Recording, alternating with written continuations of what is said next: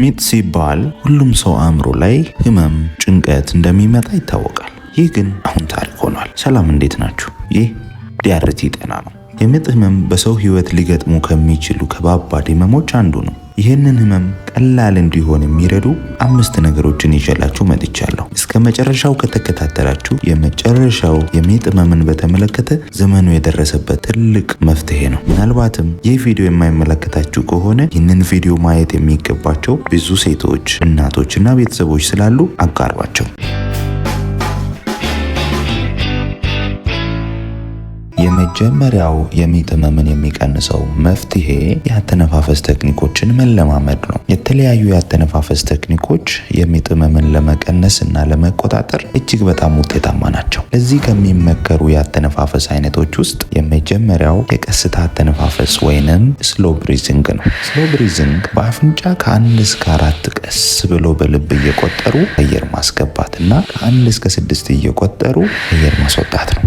ይህ ቴክኒክ ሪላክስ ለማድረግ የሚጠቅምና ቴንሽንን የሚቀንስ ጥሩ የምጥ ህመምን መቀነሻ ዘዴ ነው። ሁለተኛው ትንሽ ፈጠን ያለ አተነፋፈስ ነው። ላይት አክሰለሬትድ ብሪዚንግ ተብሎ ይታወቃል። ይህ አተነፋፈስ ቀለል አድርጎ በአፍንጫ አየር እያስገቡ በአፍ አየር ማስወጣት ነው። በ1 ሰከንድ ከ1 ጊዜ በላይ መተንፈስ አይፈቀድም። ይህ ቴክኒክ የምጥ ቁርጠት በሚኖርበት ጊዜ ብቻ የሚደረግና ቁርጠቱ ሲያቆም ማቆም ያለበት ነው። ምክንያቱም ቶሎ መተንፈስ በሰውነታችን ካርቦን ዳይኦክሳይድን ሊጨምር ስለሚችል ለተለያዩ ጉዳቶች ሊያደርስ ይችላል። ሶስተኛው ፓተርንድ ብሪዚንግ ይባላል። ይህ አተነፋፈስ አንዲት እናት ምቾት የሚሰጣትን የአተነፋፈስ አይነት በመምረጥ ከ1 እስከ 4 እየቆጠረች አየር አስገብታ ከ1 እስከ 4 እየቆጠረች ማስወጣት፣ አሊያም እስከ 4 እየቆጠረች አስገብታ እስከ 6 እየቆጠረች ማስወጣትና ራሱን ህመም በሚኖርበት ጊዜ መደጋገም። ይህ ቴክኒክ የምጥ ቁርጠት ባለበት ጊዜ የሚደረግ ሲሆን ትኩረት ለማድረግና የህመም ስሜትን ለመቀነስ የሚረዳ ነው።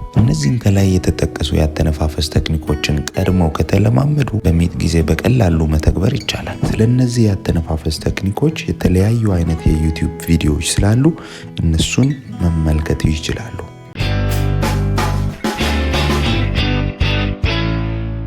ሁለተኛው ማሳጅ ማድረግ ነው። እንዳለመታደል ሆኖ እንዳደጉ ሀገራት በምጥ ጊዜ ኮምፎርት የሚሰጡ የተለያዩ ነገሮች የሉንም። በተለይም ሆስፒታሎቻችን በፍጹም ይህ ታስቦ የተሰራባቸው አይደሉም። ለኛ ብንሆን ኖሮ ዋርም ባዝ፣ በርዚንግ ቦል፣ ሂት ፓክስ ቢኖሩ ቆንጆ ነበር። ቢሆንም በአግባቡ ከተጠቀምን ትልቅ ልዩነት የሚፈጥረው በትዳር አጋሮ ማሳጅ መደረግ ነው። ማሳጅ መደረግ የምጥ ህመምን እንደሚቀንስ ብዙ ጥናቶች ያረጋግጣሉ። ምክንያቱም ማሳጅ በሚደረጉበት ጊዜ ኢንዶርፊንስ የተሰኙ ሆርሞኖች ይለቀቃሉ። እነዚህ ኢንዶርፊንስ ደግሞ እንደ ተፈጥሯዊ ህመም ማስታገሻ ይጠቅማሉ። የተለያዩ አይነት የማሳጅ አይነቶች ቢኖሩም ባክ ማሳጅ፣ ትከሻና አንገት ማሳጅ፣ የእጅና እግር ማሳጅ በዋናነት የሚጠቀሱና ህመሙንም በጥሩ ሁኔታ የሚቀንሱ ናቸው።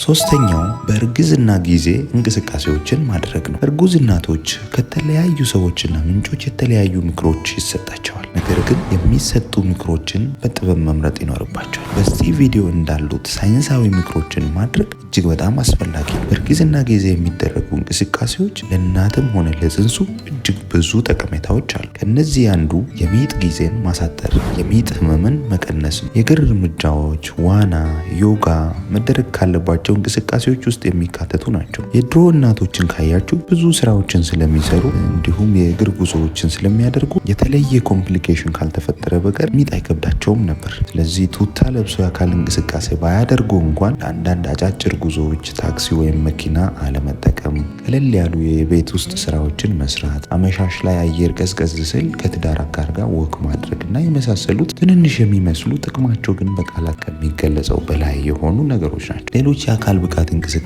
ጥቅሞች ደግሞ የልብን ጤንነት በማሻሻል ግፍትን ይከላከላል፣ የአእምሮ ጤንነትን ያሻሽላል፣ ሰላማዊ እንቅልፍን ይሰጣል፣ የጀርባ ህመምን መቀነስን ጨምሮ ምቾትን ይሰጣል። ሌሎችም በርካታ ጥቅሞች ያሉት በመሆኑ ትኩረት ተሰጥቶ መደረግ ይኖርበታል።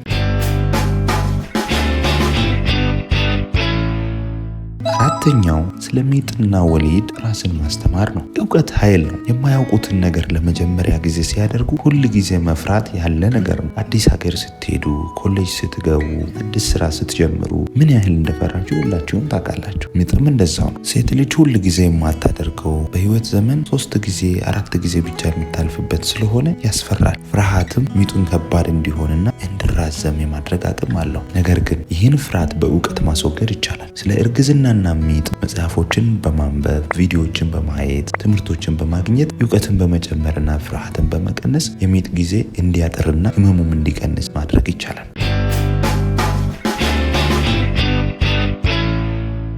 አምስተኛው ኤፒዱራል ማደንዘዣ ነው። ኤፒዱራል ማደንዘዣ ኤፒዱራል አናልጄዚያ በመባል ይታወቃል። ዘመኑ ከደረሰባቸው የሚጥ ህመም ማስታገሻ መንገዶች ወሳኙና በሰፊው የተተገበረ ያለም ነው። በሀገራችንም በብዙ ቦታዎች በብዙ ሆስፒታሎችና ክሊኒኮች አሁን እየተለመደ መጥቷል። በሆስፒታላችንም እናቶች ሲወልዱ አንድ ኤፒዱራል መርፌ ተሰጥቷቸው ያለ ህመም ልጆቻቸውን ይገላገላል። በተለይም ህመምን በመፍራት በማደንዘዣ በሲኤስ ወይም ኦፕሬሽን ለመውለድ ለሚጠይቁ እጅግ በጣም ጥሩ አማራጭ ነው። ለየትኛውም መድኃኒት የራሱ የሆነ መጠነኛ የጎንዮሽ ጉዳት ያሉት ቢሆንም በቂ ክትትል ሲደረግ የጎላ ጉዳት ስለማይኖረው ወሳኙ መፍትሄ ነው። ይህን አገልግሎት ከፈለጋችሁ ክትትል በምታደርጉበት አገልግሎቱ እንዳለ ቀድማችሁ መጠየቅ ትችላላችሁ።